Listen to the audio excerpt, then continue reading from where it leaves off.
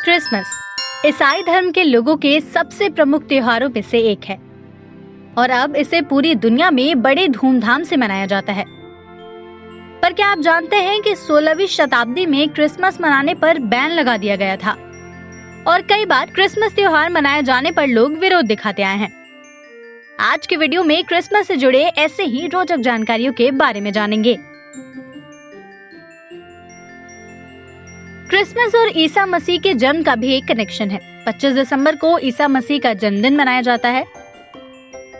पर क्या आप जानते हैं कि प्रभु यीशु के जन्म के वक्त स्वर्ग से संदेश आया था।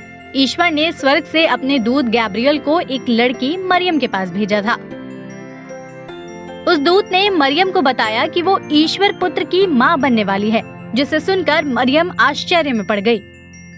मरियम की सगाई यूसुफ नाम के एक व्यक्ति से पहले ही हो चुकी थी, लेकिन शादी से पहले गर्भवती होने की बात जानकर यूसुफ दुविधा में पड़ गया। ईश्वर की कृपा से मरियम शादी से पहले गर्भवती हो गई, लेकिन बाद में जब यूसुफ के सपने में ईश्वर आए तो उसने मरियम से शादी कर ली। कुछ समय के बाद रोम के सम्राट अगस्टस ने जनगणना का आदेश दिया था, जिसके लिए सभी नागरिकों को बेथलेहम जाना था। मरियम और यूसुफ भी वहाँ पहुँचे, लेकिन उनको वहाँ रहने के लिए कोई जगह नहीं मिल रही थी। तब वो दोनों एक अस्तबल में रुके और वहीं पर देर रात में प्रभु यीशु का जन्म हुआ। तब वहाँ पर एक देवदूत आया और उन्होंने कुछ गडरिये से प्रभु यीशु के जन्म की सूचना दी। इसके बाद वे लोग वहाँ पहुँचे और प्रभु के लिए प्रार्थना की और उनको अपना मसीहा मान लिया। ये भी बता दें कि साल 1645 में जब ओलिवर क्रोमवेल और उनकी सेना ने इंग्लैंड पर कब्जा किया था, तो सबसे पहले उन्होंने क्रिसमस मनाने पर रोक लगा दी थी। लेकिन थोड़े समय के बाद जब चार्ल्स II ने इंग्लैंड पर शासन किया, तो फिर से जनता की मांग पर क्रिसमस का त्योहार मनाया जाने लगा। बॉस्टन में तो 1659 से लेकर 1681 तक क्रिसमस का त्योहार मनाने पर कानूनी पाबंदी थी। यहाँ तक कि इसे मनाने वालों पर 5 शिलिंग का जुर्माना होता था, जो कि उस जमाने के हिसाब से बहुत ज्यादा रकम होती थी। अब क्रिसमस की बात हो और सांता क्लॉज का नाम ना आए, ये तो हो ही नहीं सकता।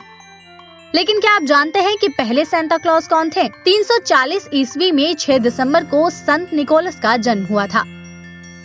संत निकोलस जब छोटे थे तभी उनके माता पिता का निधन हो गया था। बाद में वो पादरी बन गए थे। उन्हें बच्चों से काफी लगाव था, तो वो रात में चुपके से क्रिसमस पर सांता क्लॉज बनकर बच्चों को तोहफे दिया करते थे।